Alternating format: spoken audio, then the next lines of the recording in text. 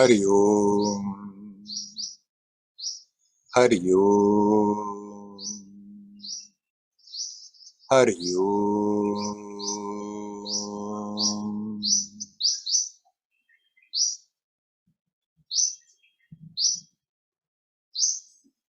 Hello, my friends.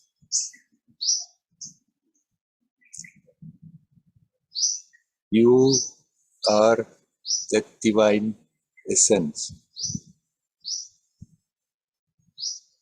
that unnameable, undefinable, unknowable with the mind. You are that. Not some more and some less. You are that.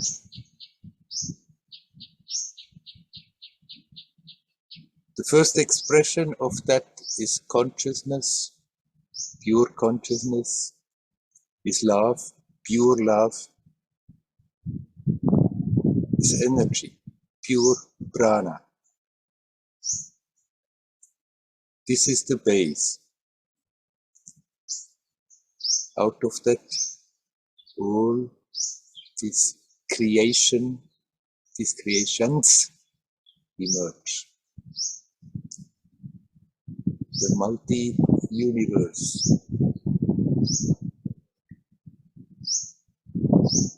infinitudes, infinitudes. There are as many realms and worlds you can possibly imagine, and more than that. All comes out of that base. Consciousness, love, prana in its purity.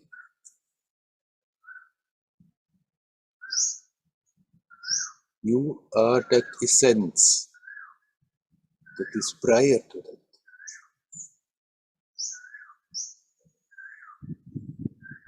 This divinity, the divine essence, is complete in itself, and yet somehow is curious to experience itself in new and new and new ways, create more and more and more life, expressing itself. And that brings me to something a friend wrote me just last night. He said, "It's never enough.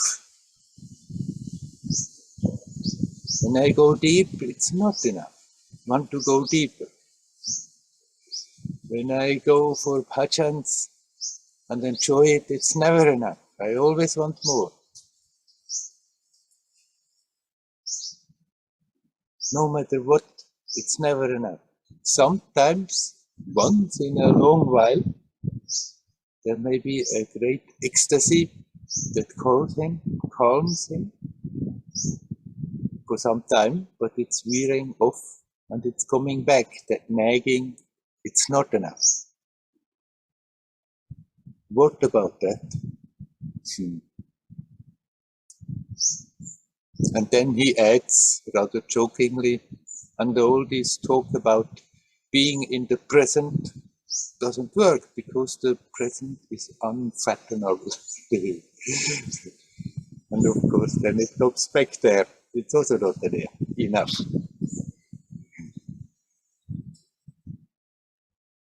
Why is it so? There is that inherent curiosity of existence, wanting to explore, wanting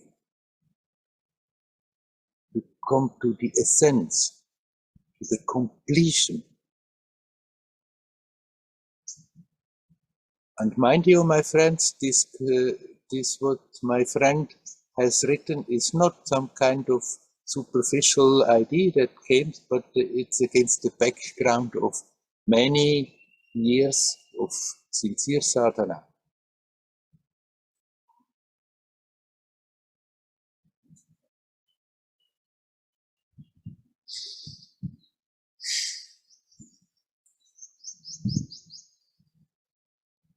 Previous I used to think from what I have learned and from what I heard that one time there is going to be a big explosion, wham, and then it's complete. That's it. That's sort of the end of the story. There's no end. The drive to explore, to go beyond, for infinity is there. And there's absolutely nothing wrong with it. It becomes painful only when we identify with the personality that we think we are. You are the divine essence. In that abstract divine essence, there are myriads and myriads of beings, all one and yet unique. And those beings, aware of their own divinity, project themselves into magic shows like this world, certain aspect of itself, and there that personality is born. That personality is a role we are playing in this world. If we identify with it, and then it's me and the others and me, I want something, and then it becomes painful. That curiosity, that longing for completion, to go beyond. And it will never be enough. As long as I, as a person, want something, I may get something. For a moment, it may feel, fantastic, wonderful, blissful. And then maybe it goes away, and there we are back. Or maybe it doesn't go away, and then it becomes commonplace, and there is again the thirst there. There are these teachings that tell people don't do anything, don't go, don't try, don't struggle, you don't need to do anything, you cannot do anything, you are that. And if people are satisfied with that theory, then they are satisfied somewhat. Of course, the nagging will still be there. But then it's like settling down on a certain satisfaction of belief. Okay, I am that. Wonderful, sounds nice. And settling down there. If one is fed up with just playing the same personal games over and over, creating the same pains, creating the same little joys, creating the same suffering, if one has had enough of it, then this won't do, this kind of theories. Okay, it's good news. You are that. That can give a lot of inspiration. But if that sincerity to go beyond the usual limited personal experience is there, then one is not going to settle down with that instruction, okay, you are that. And I think, wonderful, I am that. And continue the same limited personal life as before. But the good news that you really are way more than that personality will be an inspiration that drives us on. Okay, I can go beyond that. Now my friend wonders, is this just going to be like this forever and ever? That it's never enough. No, it's not going to be like that. That is the subtle difficulty for the mind to accept already, and after that to let go, that it can become an experience, that once you are really capable of bringing the attention to the timelessness of the now and get rooted in that, there is a sense of fulfillment connected with it, a sense of being secure, of nothing being able to destroy that. And so that fear that drives people on, the pain that drives people on, is simply absent. But then it's not that one is settling down and that's it and that's the end of the story, but there dawns the awareness, but there is that playful, childlike curiosity there to explore, to grow, to expand, to outgrow. And suddenly the idea that this goes on and on is not more frightening. It's not that, oh my God, it's forever and ever, it shall go on, but in contrary, it's inspiring. It's a great promise.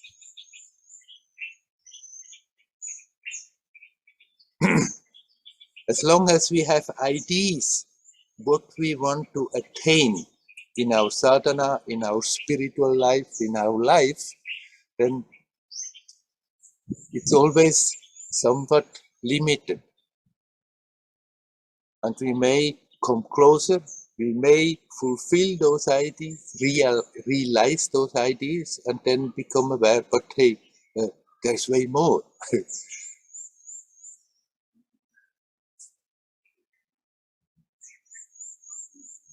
Somehow that shift has to happen. And we cannot do it, but we can make ourselves available. That shift from looking somewhere for something that is being given additionally in order to get fulfillment, looking away from that and turn the attention back home to the experience right now, here, now.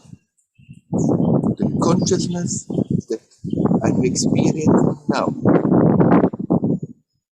It may be full of ideas, but essentially it's that pure consciousness, that first expression of that pure divinity. To bring the attention back to that pure consciousness. To bring the attention back to that pure love, that awareness of all is coming out of that same source, all is connected.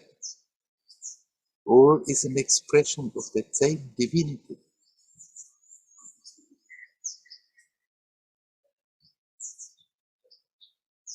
If we bring the attention back to that pure prana, that pure potential, that energy, for which nothing is impossible, then that painful struggling, that painful thirst for more, goes away. For some time this may be then so overwhelming, that's it. But then eventually this also is not more so overwhelming, but it's a fantastic base. And there it comes again. That sweet, not more that painful, but that sweet yearning for beyond, for infinity. And it becomes clear it will go on, and it will go on because there's no limit. Wherever you get, there is still infinity beyond.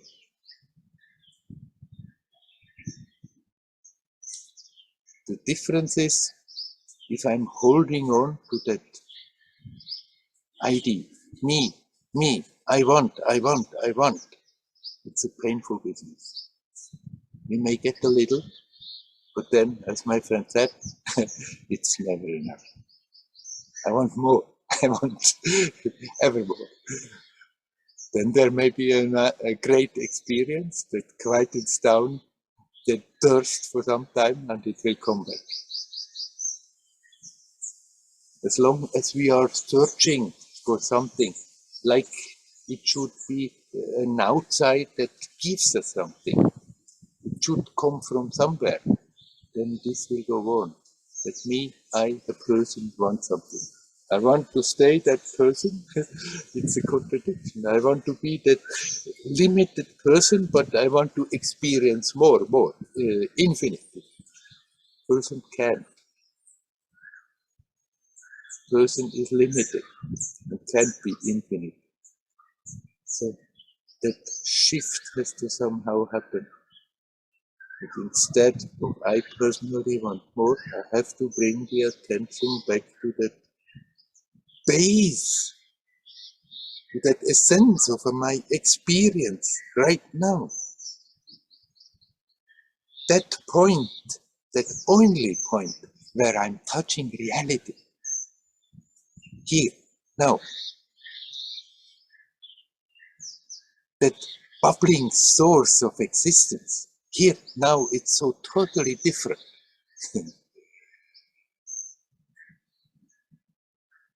than anything that I remember, than anything that I can imagine. And we can come back to that close, lose it again, get closer, lose it again. But if we keep all turning the attention in that direction, it's like eventually you're being sucked in, and then it doesn't go away. But there may be periods where that awareness is there, and then it goes again. Somehow it's not time. Then there's still too much resistance in the mind, in the subconscious. But it will happen again. Maybe longer, maybe shorter. But moments of everything being just so simple and easy, and then it comes again. But if we continue, if we keep that openness, then the day may come where the attention is simply sucked in so deeply that we don't lose that anymore.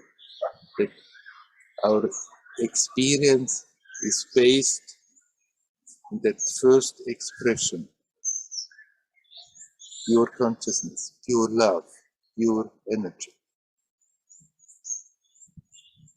And from there, the exploring continues. It's a joyful, playful thing. It's not that feeling, it's never enough. In a way, the feeling is the opposite. It's always enough, and yet there is that openness to expand, to go beyond. Okay, and then I come to something Mariano has written, which fits quite into the subject. He says often he is just in silence, without doing anything, without practicing anything, just be in silence. And since often I'm saying, come back to that sense of presence in the now. He wonders that at that time he doesn't wonder about the sense of presence, or doesn't feel special sense of presence, or whether that sense of presence is really the same thing as that silence. And yes, Mariano, of course, you can call that silence, or that sense of presence in its purity is totally silent. Then it may express itself on this level, on other levels, and be active. But the basic silence is always there. So that sense of presence in its purity is the same as what you call the silence. And to just bring the attention back to that and be with that consciously. Not asleep, consciously being connected with that silence. If you can do so without any technique, without any special thing, then this is all the practice you need to do. It's still the practice, even if you don't have any form for that practice. So don't you think there is something missing? Connect with the silence as good as you can and relax. Relax in it. Dive in it.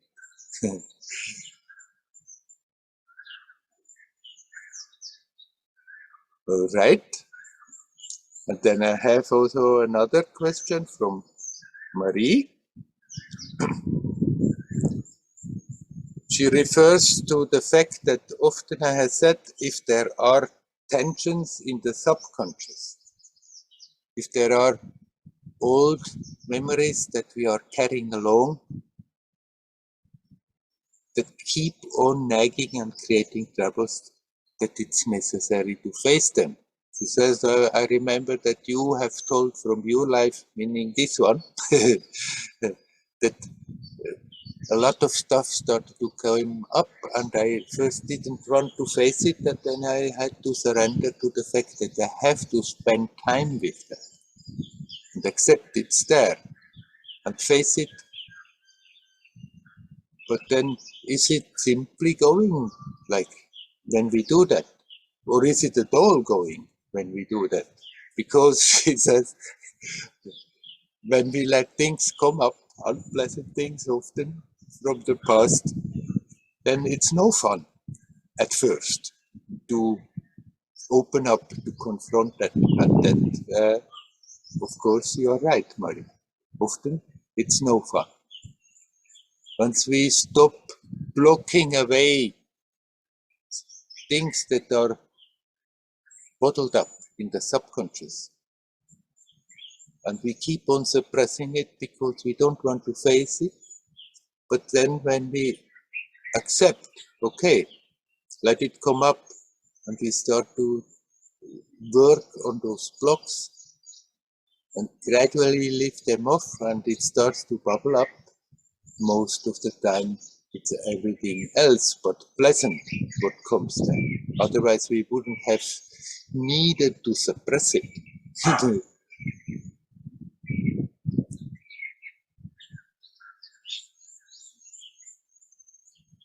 We just have to stop putting a block there and think, no, I don't want, somehow or other. We have to go through that. It's not that we necessarily have to somehow dig up every damn memory that we have from what was happened. There are paths they are doing that. They're recapitulating their life, going back from the present, just on and on and on until the moment they are born, and getting ever subtler and subtler and subtler in their memory, and working in that way through that whole bulk of things. If one feels like doing so, if one is on that path and is being guided by a teacher doing so, fine. That's certainly a very efficient practice, but we don't need to do that. Be here now, quiet, in silence. And then if things come up and disturb that silence, instead of trying to repress them, first we can try to let it go. Okay, something comes up, a memory comes up, I let it go. But if it's insisting, if it's nagging, and we become aware there is too much energy locked into it to just drop it, then it's better to really accept, surrender to the fact, okay, some work needs to be done there. Let it come up, but don't get lost in the past. Even if a whole bunch of memory comes up, charged with emotions, then even if for moments you get lost in the memory, remind yourself, come back here now and see how that experience is affecting you right now, how the emotions that come up with it are affecting your experience right now. What does it do? What does it do to you physically, energetically, and mentally? Mentally means emotionally and intellectually. Observe that, and at the same time, relax. Be here now. And in this way, whatever tension that is stored in that starts to dissipate. And those things that are strong, they may come up, you do that for some time, they may disappear, and you think, okay, it's gone finally. But if it's very old and very strong, it may just come up again another time. Next day, you sit down, same silly thing may come up. And if you can just drop it, just let it go, let it go. But then often things may still be nagging and you accept again. Okay, let me spend some time just focusing on that. Consciously, let that memory come up, let the emotions come up that are locked into it, the energies that are locked into it. See what it is doing to my experience right now. Don't go and get hooked in the past. The past is just a memory. It doesn't exist apart from that. It doesn't have any other reality. The only reality you are touching is now. Bring the attention to the now, but let the memory from the past come up, experienced in the now, and observe what it is doing to you, to your experience now, and then to relax. Redirect the attention to the breathing also. Or if you are doing self-inquiry, you observe the effects of the tensions, the emotions that come up, and you may inquire, but who is experiencing it? Relax. Relax, relax, relax. The relaxing is important. The devotee may also let a memory come up and then just say, okay, you see what is happening. Just stop holding on to it. I give it over to you. And relax. Surely, in this way, the intensity of that energy that is locked in the memory is dissipating, and eventually it's just a story. A lot of stuff may come up, you go through it, you observe it, you let go, and it's already done. But sometimes things are very strongly ingrained. Often, especially things that we experienced and that we decided without being aware that we decided like this in the early childhood. A baby may have a traumatic experience and then make a decision that I'm not going to do this or that, and create blocks that are there for life if we don't remove them. And decisions like this made in the baby state without reflecting about it, but just deciding with pure, rough life force, they can be very powerful. So it's possible certain things that we may have to go about it again and again, but each time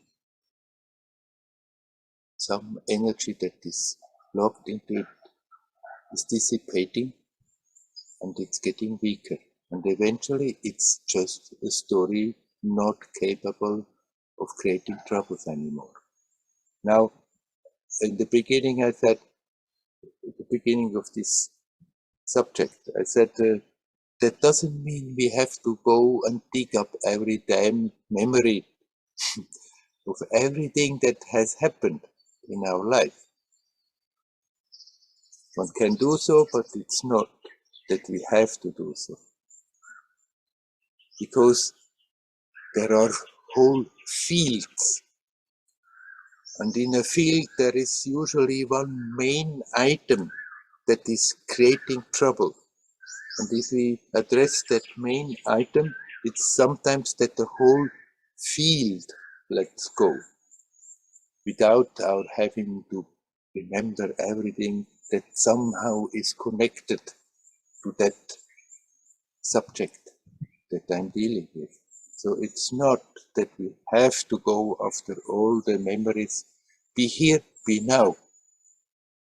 Use the memories as a storehouse of knowledge that is very useful to apply practically from moment to moment. And if memories come and trouble us, there we have to address the situation by letting them consciously come and deal with the energies and the emotions that are locked in it, with the powerful decisions we may have made, and undo them again, that we are free of them.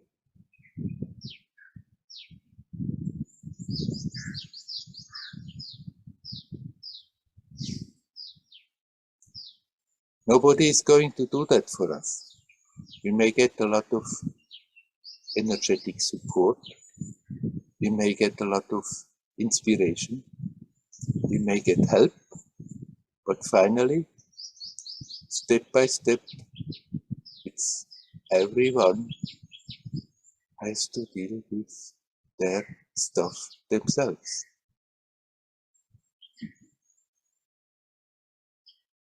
It's easier if we have support, if we have help, as long as the help is good and sincere. But finally, it always comes to, when things come up, am I again hooking into it? Am I again justifying my own personal position? Am I again strengthening a certain pattern and mechanism? Or am I just watching what it is still capable of doing and relax and detach and let go? It's up to us. And actually, it's not so terrible. You said, of course, if we let things come up, it's not pleasant, it's no fun usually. But it's mainly so because we don't want to see it. Somehow, we don't want to see things that we don't like about our personality. We would like to have the image of a good personality, a loving personality, of not a personality that is capable of creating all this psychological nonsense. So we don't want to see it, and it's rather painful because of that resistance. If we stop resisting, then so what? What's the big deal? It can become quite interesting. All right, there comes a whole ugly stuff, a whole ugly situation, a whole ugly bunch of memories and energies. It can become quite interesting to just watch what it is doing right now to the experience. And then it's not a big deal to let it come. You let it come, you deal with it, you relax and let it go. And if it goes, don't go after it. Okay, it's gone. May come back another time, then you do the same again. But then when you can let go and just be again at peace, at ease, here, now, timelessly.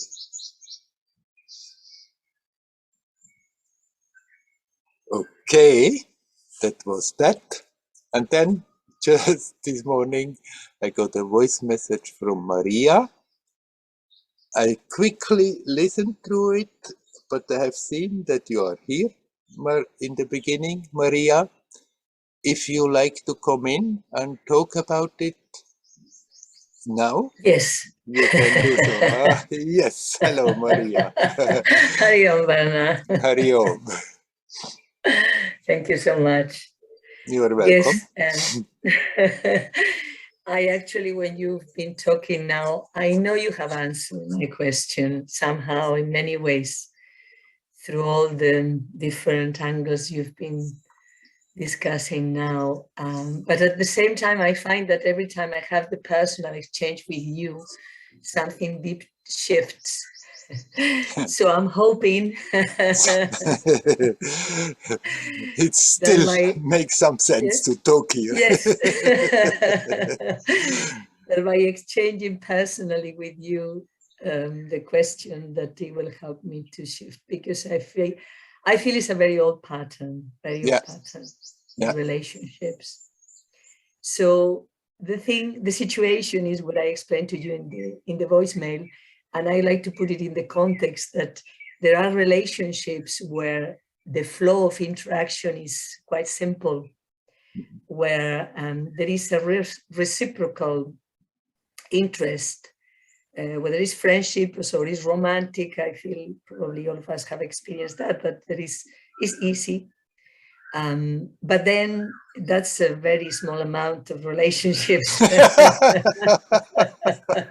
Usually it's more complicated. So the majority seems to have a different flavor. And so there is that push and pull. Sometimes I want communication, the other person doesn't want it. Sometimes the other person wants communications and I don't. And right now I'm experiencing very intensely in a couple of relationships from the past where in theory there's been a breakup. So it's romantic relationships, it's two of them. And yes, it's clear, we both are clear that it's time to move on, as we normally say. So there is like stopping this level of intimacy, of regular communications in each other and so on. But there is one side that of myself that, although I'm crystal clear in my head about it, at an emotional level, then it's like there are moments where I feel the need for the communication. Yeah. And it's like, it's not just with anybody, it just seems to be those two people. Yeah.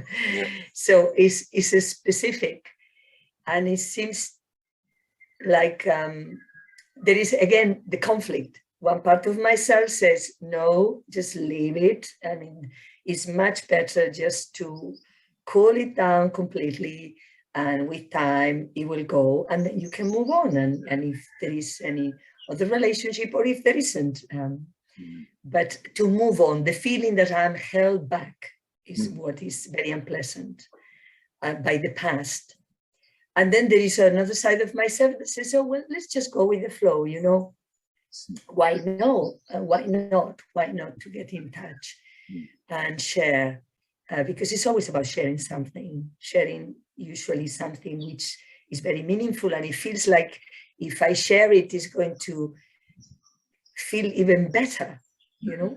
And it's the feeling of completion is the big feeling, which you've been mentioning now when you were talking.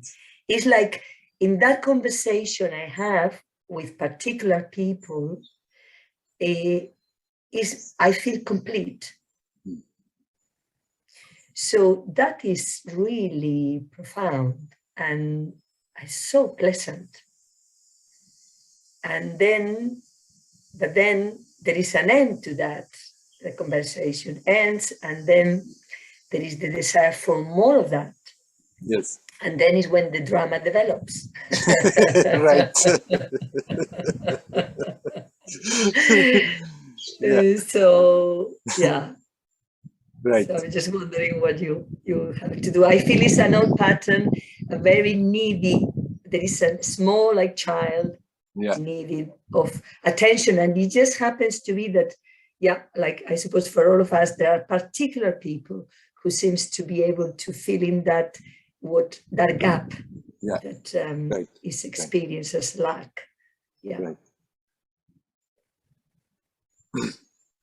Of course, as long as we feel not complete, then somehow we try to fill that gap, that hollowness, because deep down we know something is not quite right. My natural state would be to be complete. I am complete. Deep down I know it, but then why do I feel incomplete? And then if somehow something, not even only a relationship, if something is capable of temporarily give me that feeling of completion, then naturally I have the tendency to go for it again and again and try to reproduce that feeling of completion. But as you said, after that the drama comes, and most of the time it doesn't function so perfectly well. When, I mean, I'm not going to tell you you should or should not communicate with those two. Do as you feel like, but just have a good look at yourself. What am I looking for when I'm making contact again? And if you feel that sense of you need that, there is something missing, you need feedback, you need that contact, then focus on that feeling directly. And instead of thinking, in order to get that feeling away, deal yourself with that feeling of something is totally missing. Watch what it is doing to you. Look at that feeling. Learn to discern it, what it is physically, energetically doing to you, and that you can actually relax and gradually letting it go by itself. And if you are then getting rid of that sense of incompleteness, then it's a very different position from where you are making contact. If you still decide to make contact, then it's not out of neediness. But you can be sure, as long as I'm doing something, be it making contact with somebody or anything, as long as I'm doing it from that position of being needy, then for a moment I may get the satisfaction of it, sometimes, not always, but it doesn't last because it's the illusion. That need that we are creating in our mind is never going to be fulfilled from so-called outside. Then to get rid of that need is necessary that we can see that I'm creating that need myself. Maybe it's a pattern that I have been conditioned to from early childhood with my parents, with the people around, somehow that I developed a certain neediness about certain things, and somehow it's still manifesting and then hooking on to whoever is available there to hook on to. But nobody is going to fulfill that need. Momentarily, it looks like, but as long as that pattern, as long as that thing that we have created in our mind, in our subconscious is there, then somehow it will come up again and again and manifest itself, and we try to keep on trying to fulfill it. So it's good to then accept, okay, now I just look at that feeling of need, that feeling that I need something in order to be complete, in order to be happy, in order to be satisfied. And then looking at that need and observing how it is manifesting now, what it is doing to you physically, energetically, and then learn to relax that, then we can undo that old ingrained pattern that is there in the mind. And when that is gone, then the relationships stop being a problem. Then you are open to what comes, and then you can be with the flow because you don't go for it and think, I need that in order to be happy. I need that in order to be complete, because that awareness in you gets stronger and stronger. I'm totally complete in myself. I am the source of my own happiness. And all the other nice things that happen, they come and go, and they are little extras that are not needed to make me feel complete.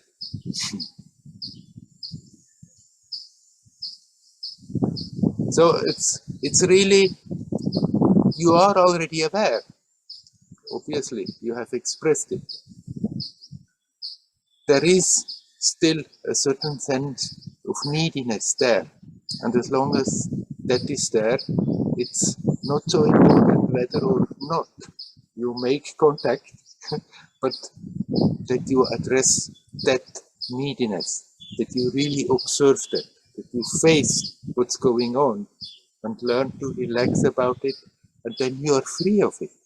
And then after that, you won't have a problem whether you make contact or whether you don't make contact.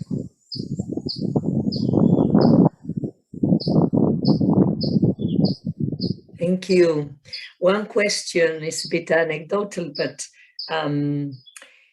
how long did it take you to get to the point where you felt this kind of a steady experience of being the source, of being complete? How many years of meditation? Actually,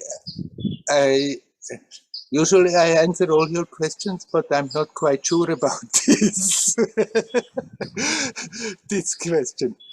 Because in a way, there was a searching as long as I can remember. Mm-hmm. But of course, and I try to fulfill all my sense of unfulfillment and completedness with all kinds of things. But learning then quite early to see that it's not really doing the job. With 14, I came across yoga, and along with yoga also immediately some meditation,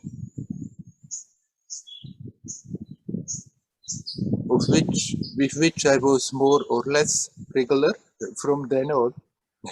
But let's say with 21, I decided, no, I have been a bit going this side, that side, this side, that side, and I have to be more regular about it, and decided all by myself that I'm just spending every day some time. When I have more time and more enthusiasm, I increase. When I have less time and less enthusiasm, then I let it go less, but I'm not giving it up. Just keep on connecting and trying to be more conscious also when I'm not officially meditating. And that has been very useful in the few years that I after that remained in Switzerland and living my life there with all that belongs to it. Well, and then with 25 I came to India and went fully for that, and then it took another 10 years until really things. Of course, in those 10 years there were slight changes. In the beginning, I was so, I want, and then I got a little more relaxed about that over the years, but it took another 10 years until I can say it really started to profoundly change. And then from then on, that experience didn't disappear, but somehow it still had to mature, settle down, and get more solid over the time. Yeah, because I've been meditating now intense. I mean, I call it intensely because it's 1 hour in the morning and 1 hour in the evening every day. Very rarely. I miss for about 6 years, and before on and off, but very lighthearted. It was a completely different experience. And I feel I'm beginning to touch, just beginning to touch some of these states of ease and just beginning. But even just that beginning, it really is extremely motivating. Right. And I can tell you, it's much more than one feels. Often I thought, okay, when I was really going for it and struggling and sitting on my bum all the time, and then sometimes I would feel, okay, there are slight changes. Sometimes there is really something there that is going deeper and solid. But then I felt, compared to all what I'm putting into, all my time, to all my investment of energy, it's nothing. But I can tell you, it's a sign that there subtly is much more is going on than what we are aware of. So yes, enjoy that what you have mentioned, and you can take it as an inspiration. Really, it's worth the trouble. And of course, my story is my story. You can not think how long does it take in order to get somewhere. Some people, they are getting stuff chunks like that. And others may meditate their lifetime, and when they go out of their life, they will start to consciously reap the fruit. So you cannot make a rule. But the one rule that is certainly applicable for everybody, it's worth to continue. It's worth not to give up. But we can learn to go about it in a playful, joyous mood, and then it's not seen as a terrible task that I have to perform. Yeah. Thank you so much, Werner. Thank you for the company, the guidance, the inspiration. Thank you. You are welcome. Hario. Hario. Hario. Hello, Werner. Hello. Hi, Leora. Ah, hello, Leora here. Now I see you. Yeah.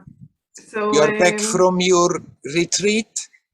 Yeah, this is what I'm going to share. Also in connection to what you answered, Mariano, and a little bit of what you spoke with Maria now. So it was supposed to be a 10 days self-vipassana retreat. I've done so many retreats for 21 years. It's the first retreat that I live in the middle. You left in the middle. I never, I sat a 3 months retreat. I sat 10 days, 2 weeks, 1 week, many long retreats. Yeah.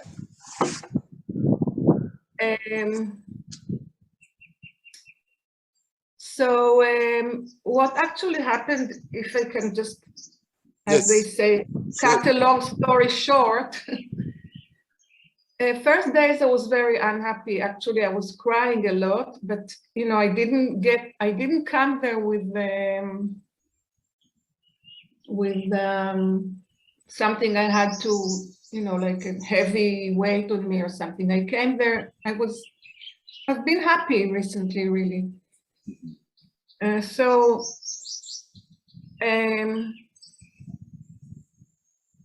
After a few days, I also noticed that I just don't like to sit, in Vipassana. What we do, we sit 45 minutes, we walk 45 minutes, like walking meditation, sitting meditation, like for the whole day. Yeah. And I felt I just couldn't connect to I couldn't connect to that. And as I said, I did it so many times. However, in the last 2.5 years, I haven't been to any retreat. And actually, it's this group and you, of course, that have been supporting and yeah, walking together on the path somehow.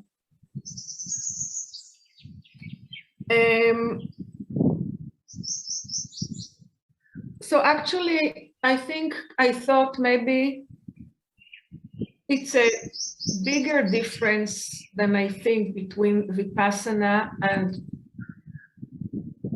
Advaita, which I don't really know how to define. Advaita, I know non-dual, I don't know much about Advaita in history of it and how they teach it and all that.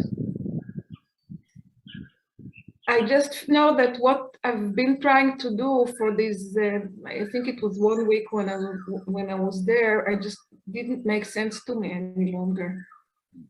So I felt unhappy being there. Why I felt lonely also. Unhappy, I felt lonely. I felt I couldn't connect. I felt I didn't belong there. And also the staff people, when I came, it was only me and 4, I think, staff members, young people who weren't very warm.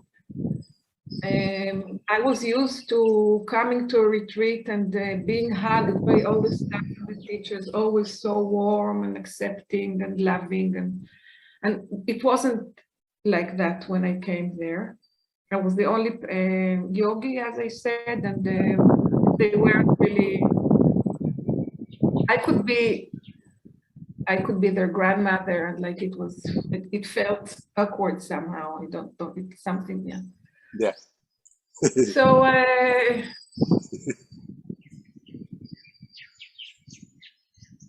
and also I was missing the warmth, I'm sorry, I'm making it like personal with you, but like with you, when we talk, all of us, like we can say everything. We don't have to use special words or certain phrases. We can just tell what we have to tell. And then you answer us just like a human being, not like a teacher. I mean, and I call you my teacher, but still, I feel people can just ask anything they want here in this group and share details about their life, and it's accepted with love and compassion and wisdom. And in Vipassana, it's not like that. It's like the interviews are very short, and I really have to choose my words and sentences. And then the teacher, the way they answer is always like teachings from the Buddha, and like, yeah. So I missed the warmth. I could, in Vipassana retreats, when you walk by a person, if you know the person, if you don't know the person, you're not supposed to show any sign that you've seen them. Yeah, yeah. So you actually take this, like you walk to the side of the path, and like, yeah, so you don't look to people's eyes, which have been serving me, I must say. This has been serving me all these years, but not any longer. I couldn't stand it. Yeah. Maybe because of the years we have been now going through with all the change, the energy, I don't know, I just couldn't stand it. I wanted to look at people, I wanted to smile to people. Silence is great, but not smiling to people and not looking into their eyes somehow, I just didn't like it. Yeah. So I want to share this and also ask you, I know the answer might be really long, of course, but still, if you can put it in short, because we don't have all the time in the world now, about the differences, about them in the practice, because I've been feeling that I practice all the time now. I'm mindful all the time, every day. My life is really mindfulness and openness, and also, as you say, bring the attention to the moment, to here and now. I do it all the time, and I do meditate also, but not sitting, walking. I just couldn't stand it. It was, Good. yeah. So, Okay. yeah. Anyhow, that is the pattern that you are adopting in a retreat. And a certain retreat has a certain way they are going about. And as you said, it has helped you in the past. So there's no point in having bad feelings about it. It has brought you to a certain point, and then now you feel it's not more my thing, and that's it. That's no problem about it. You can respectfully, you need also not develop bad feelings about it, but respectfully say, okay, thank you very much for the help and support till now, but obviously somehow it doesn't fit anymore. Now, what is the difference between Advaita and Vipassana? Essentially, of course, there is no difference. Yeah, right. It's the difference is they are in the form, and Advaita is not really teaching about the step-to-step practice, what exactly you are doing, whereas Vipassana, they have different schools, but usually they give you very clear advice. Now do this, now do that, now do this, and it helps many people to go through a thing like this, and being very structured. For many people, this is very helpful, and for you, it was helpful before, but for others, this doesn't quite fit to have to get up exactly when the bell rings and then walk when the bell rings, sit down again when the bell rings, and not look at each other. Yeah. It's a good exercise if you can relate to it, but if you deeply feel it somehow doesn't make sense for me anymore, then that's that. Then no problem about it. Okay, very nice that it has brought you there, but yeah, right. Do your meditation, your mindfulness in your daily life now, without having the strict form of sitting, getting up, sitting, getting out, not looking at people, but do it in your own way. Yeah. That's perfectly valid. That one is in a certain tradition and gets really help and supported, but then at a certain moment they feel, okay, it's really not more my thing. I have to go another way. Or somebody is in a tradition, is very much supported and helped, and then becomes a teacher in that tradition because it still somehow feels okay for them. That doesn't mean one is better than the other. It's just people are different. And if you grow out of a structure like this, then that's normal, that's fine. You don't have to have any bad feelings about it, nor about the tradition, nor about people who may be not understanding why you are not more joining. That okay, that's maybe part of the package.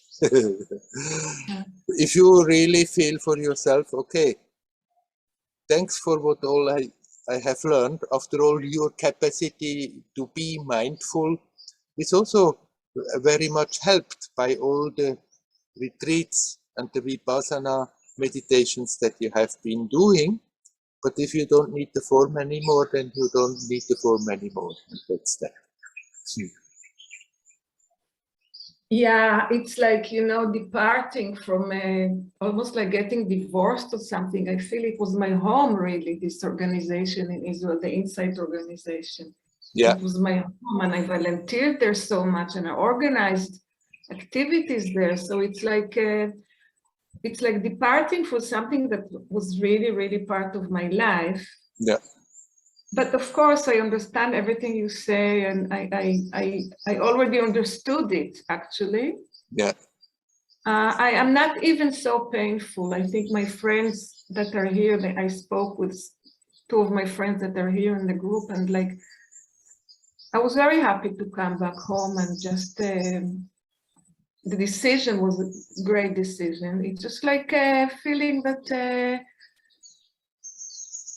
yeah, as you say, I like it, as you say, as you said, like to grow out of something. Like really, I mean, life, this is what this is a good opportunity. Right. To grow out of something we've been used to, and sometimes it's scary and it's sad, but still I feel, yeah, it's for the better. So, deep down, I'm getting that from you. Deep down, you are clear about it. So yes, yes, then don't nurture doubts about it. Okay. yes, yes, And you can still respect those who continue if it is the right thing for them to do, because it's not going out is better or staying in is better. People just develop in different ways, and for some people it may be the right thing till the end of their days in this human form, and they will continue to get helped and supported and get what they want in that form. And obviously for you, just accept, okay, like sometimes it's okay to accept the divorce and think, okay, we got to this point together, and now it's time that we go our way. yeah, yeah. Okay. Thank you. Thank you for being here. It's clear that you have decided and that you feel like this. So you can keep a friendly relationship, but you need not somehow doubt now what you feel so clearly. I don't doubt. Yes, good. Thank you, Werner. You're welcome. Hari Om. Hari Om. Hari Hari Om.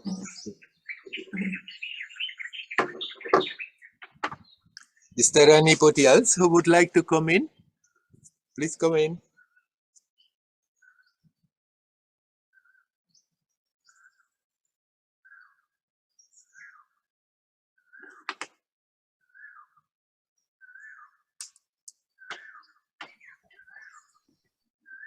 Hello, Werner. Hello. Hello. Om Namah Shivaya. Om Namah Shivaya. Today is this talk with about Vipassana. I'm not talking anymore about, because that is part of way how everyone do. But I can put few words too, because I was doing years, maybe 20 or so. And I had, actually my way started with Vipassana in Australia. And it was German teacher. I will never forget this. And everything was new for me, because my friend was saying, my girlfriend was saying, when someone going to give me $1 million and this Vipassana meditation, I will choose Vipassana meditation. And that's it for me. Next day, I was already applying, and you know, not knowing anything, I just went there, sit, follow, and went totally in me, as me, with this experience. And of course comes so many things out that I have to face it. Like the saying, onion, you have to peel apart until you come to the core. Can you put me on this thing? Yeah, and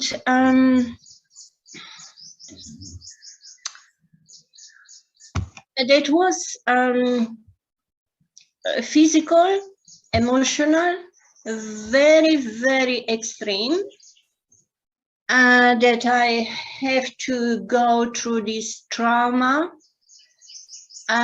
breaking down through middle of this meditation 1 hour and going out with shaking, sweating and crying all the time.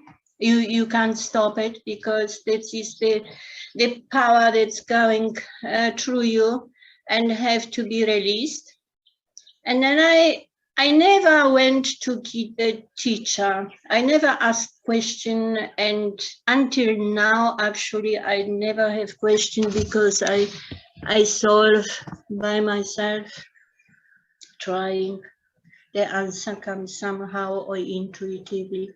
But this time, I come to the teacher and I said, I can't stop crying.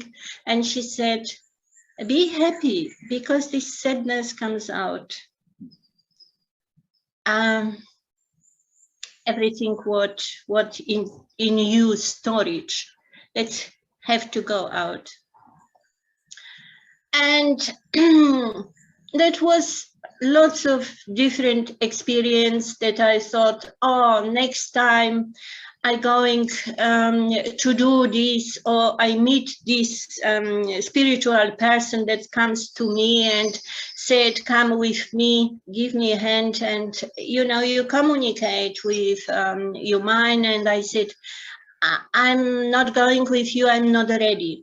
And then next time I said, okay, maybe I will learn something, and now I'm ready, and so and so. With this whole experience, I'm glad that my intuition follow, also I follow my intuition.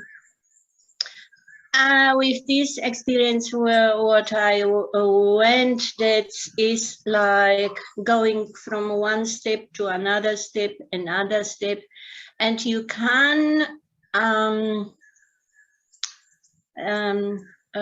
every time is different, and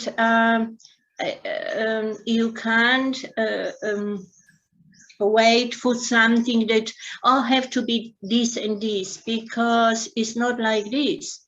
You don't know what comes from, have to be released, or whatever have to be done. I just accept it and be like this. And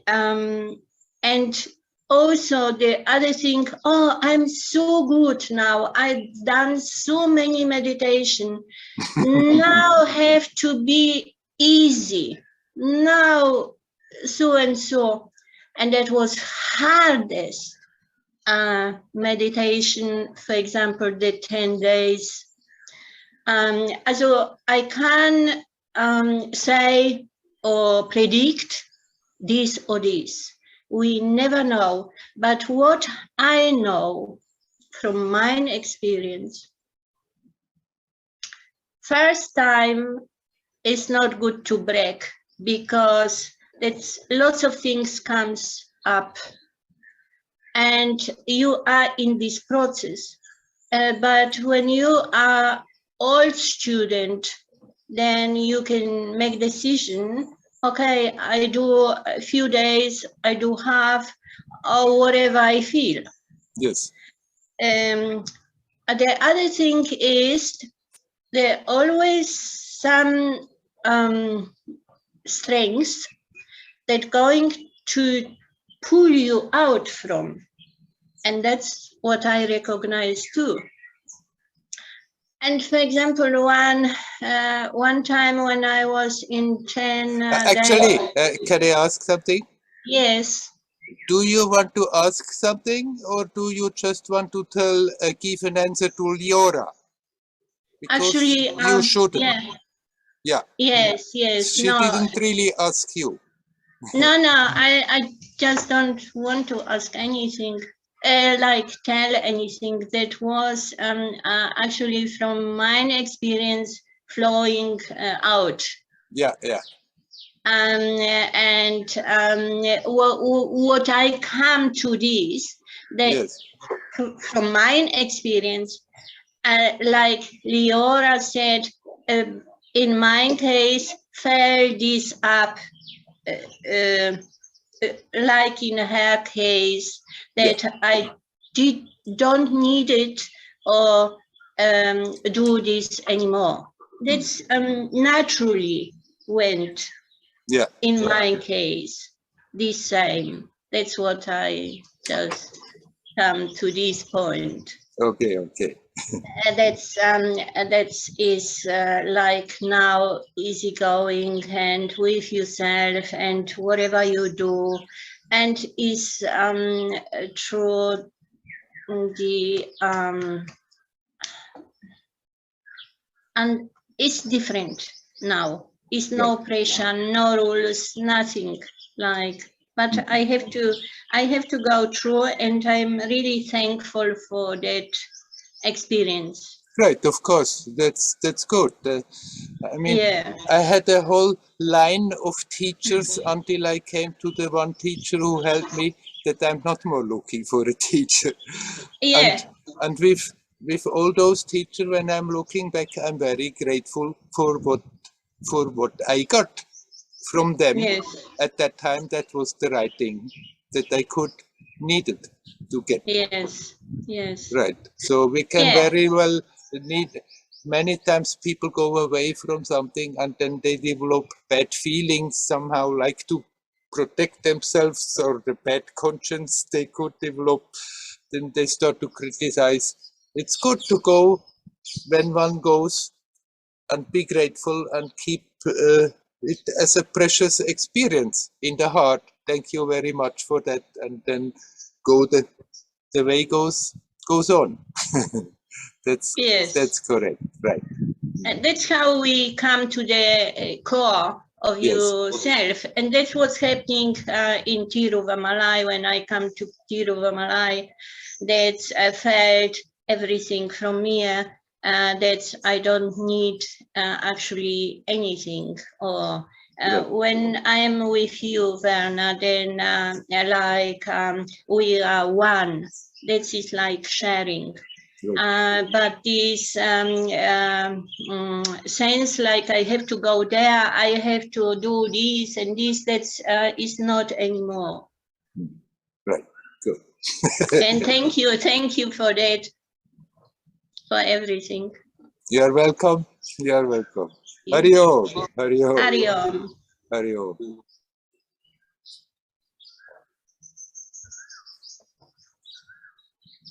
We have still a little more time left if somebody would like to come in.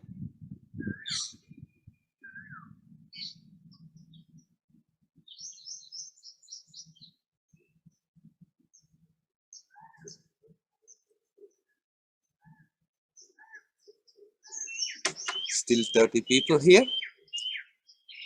Does anybody like to say something?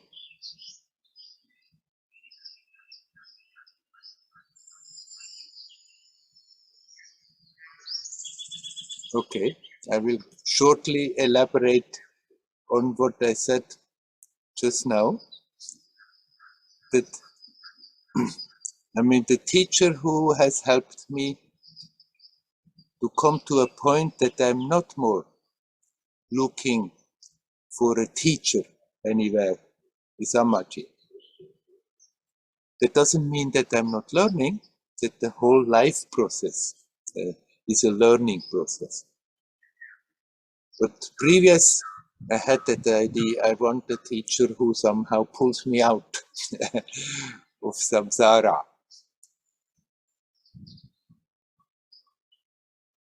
And since my first yoga teacher, which I met when I was 14, I had a line of teachers into whom I have been often projecting more that at the end I felt maybe is justified. But it doesn't matter at all. What matters is that we are sincere with that longing for freedom, for being what we are, for becoming natural. We may give all kinds of names to it on the way.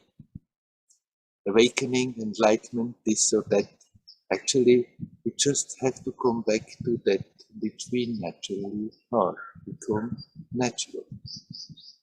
But if that longing is sincere, then if we meet a teacher and there is a good feeling, if we meet a teacher and there is not a good feeling, then it's better you just don't connect. Even if all the others say, he's great, she's great, it's wonderful, the experiences you get there, and there is so much. If there is not a good feeling, then it's not for you. Without being afraid of missing out for something. No, but if there is a teacher and there is a good feeling, a good connection, then that teacher is real and gives us what we need at the time. And if it's necessary that we move on, somehow the life situation will adjust in such a way that it just happens. That we move on.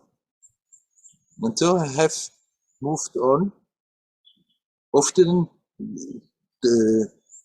doubling a bit by myself, but still most of the time more or less somewhat in connection with a teacher.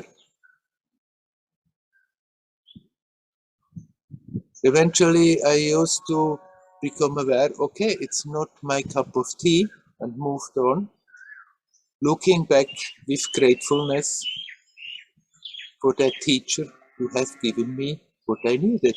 Even if later I thought, okay, they had really been the channel for that divinity which I was looking for, but they may also have their own stuff to work out. So what, for the time being, they were the teacher. Then I came to Amma, and then there was no more moving on from that, except that that teacher I have been looking for has been revealed to be my own self.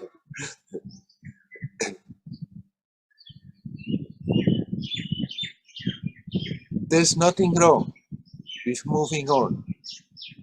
What is happening here is the opposite. Okay, the last 2 years it wasn't happening because of all the restrictions, but in the winter season here it becomes quite a spiritual supermarket. So many teachers come with their following, and then people come here knowing that this is happening, and then they're hopping from one satsang to another, and somehow it just becomes again consuming, hoping that the more places you get, the more you get out of it, and that's of course not the way to go about it. It's more confusing.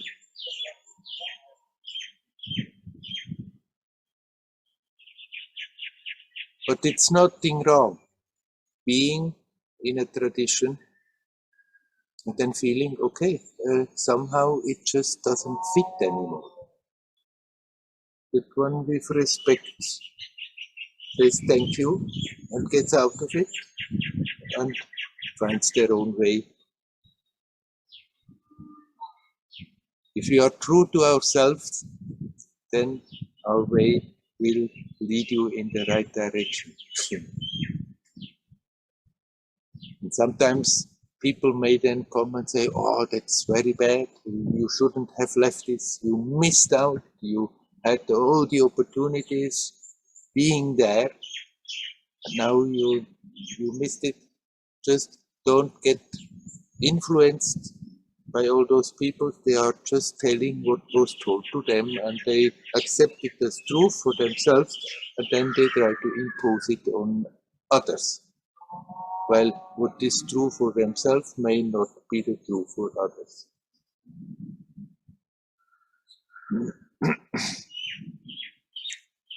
At the end, it always is important that we are true to ourselves. True, what we feel in our heart is right. And then we learn to go that way. And if we are true to ourselves, we are at peace. even if externally we may get a lot of critic. Never mind. The critics come, critics go, but you are at peace with yourself because you follow that which you feel is right. Okay, my friends. Say wish you something. well. Can you Huh? say, I just want to say something short about what you just said now. Yes, I realized for me, there is a pattern when I have to move on, yes, leave a job or stop relationships or leave Vipassana, whatever. My mind tends to look for bad things yes, with the other and to make it complicated. yes, And now when I've listened to you, yeah, it can be so simple. Just have to move on. right. The simplest is always the best. Yeah. So just wanted to Yeah, yeah, right. to And mention that it's how a we tend to reaction. It's a reaction of the mind to look for bad things to justify our just action. yeah, Yes. right. So You just have to move on. Life is short, really. yes, no need of dwelling on unnecessary Right. things. Huh? Yeah. Right. Okay, Right. thank you. Okay, I think we finished for today. With that, Hari Om, Hari Om, Hari Om.